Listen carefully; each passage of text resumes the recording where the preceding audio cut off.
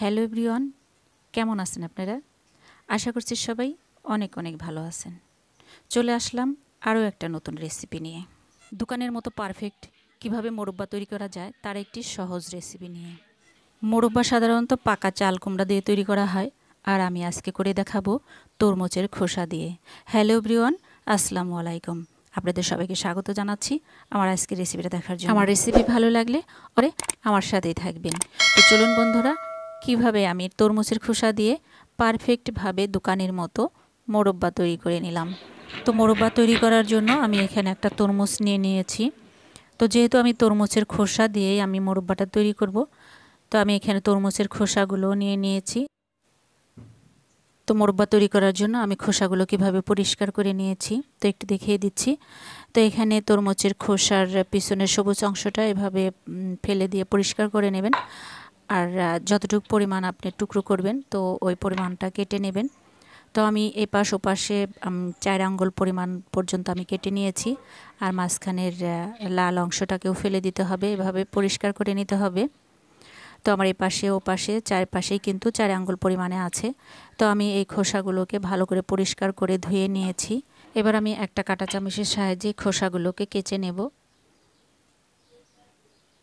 এর মধ্যে থেকে কিন্তু পানি বের হচ্ছে না, তো কাচার পরে কিন্তু প্রচুর পরিমাণে পানি বের হবে। যেরকমটা আমরা চাল কুমড়া দিয়ে মোরব্বা তৈরি করি ঠিক একই রকমভাবে কিন্তু এই মোরব্বাটাও তৈরি করা হবে।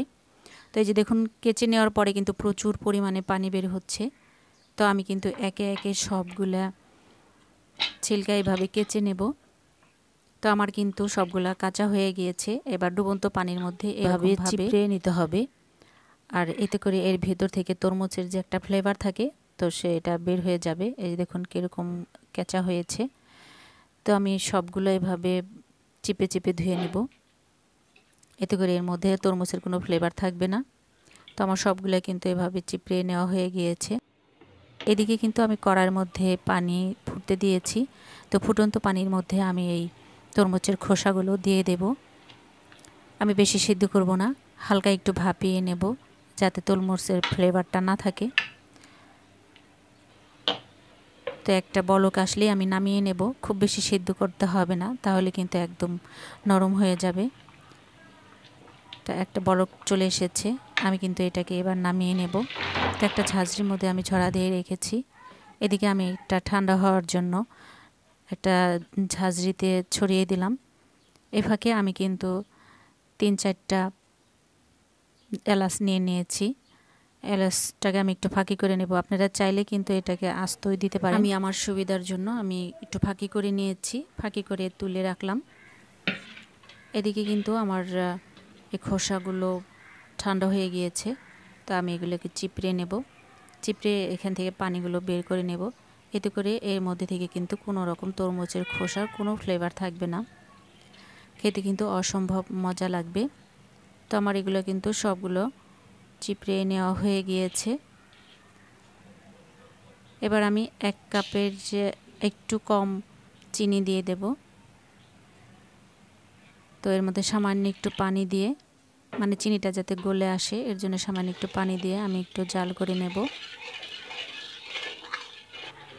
তো জাল করে যখন একদম বলক চলে আসবে তখন কেচে সিদ্ধ করে রাখা তরমুজের খোসাগুলো এক এক করে সবগুলো দিয়ে দেব, আর আমি একটু উল্টে পাল্টে দেব। আর খানিকক্ষণ বাদে বাদে আমি এটাকে উল্টে পাল্টে দেব যাতে চিনির শিরাটা সবগুলো খোসার মধ্যে সমানভাবে পৌঁছায়। তো পানিটা কিন্তু প্রায় শুকিয়ে এসেছে। তো আমি এবার ঢাকনা দিয়ে ঢেকে রেখে দিয়েছিলাম। এবার দেখুন এই যে সবগুলো পানি কিন্তু শুকিয়ে গিয়েছে। এবার আমি চুলার আঁচটাকে মিডিয়াম টু লোতে রাখবো। এ পর্যায়ে দিয়ে দেব গুঁড়ো করে রাখা এলাচ। আপনারা আস্ত এলাচ দিলে চিনির শিরার মধ্যে প্রথমেই দিয়ে দেবেন। আর দিয়ে দিলাম সামান্য একটু লবণ। আর যে কোনো মিষ্টি জিনিসের মধ্যে সামান্য একটু লবণ দিলে কিন্তু এর টেস্টটা দ্বিগুণ হয়। তো আমি ঢাকনা দিয়ে ঢেকে আর একটু জাল করে নেব। তো দেখুন এবার কিন্তু চিনির দানাগুলো একদম ভেসে ভেসে উঠেছে। তো আমার মোরব্বা কিন্তু একদম রেডি হয়ে গিয়েছে। আমি এখন পরিবেশন করে নেব। তো আমার রেসিপিটা কীরকম হয়েছে অবশ্যই কমেন্ট করে জানাবেন। ভালো লাগলে অবশ্যই বন্ধুদের মাঝে শেয়ার করে দেবেন। আমার সম্পূর্ণ ভিডিওটা দেখার জন্য সবাইকে আরও একবার ধন্যবাদ জানাচ্ছি। আজ এ পর্যন্তই। আবার দেখা হবে নতুন কোনো ভিডিওর মাধ্যমে। সে পর্যন্ত আপনারা ভালো থাকবেন, সুস্থ থাকবেন, আর আমি বিদায় নিচ্ছি। আল্লাহ হাফেজ।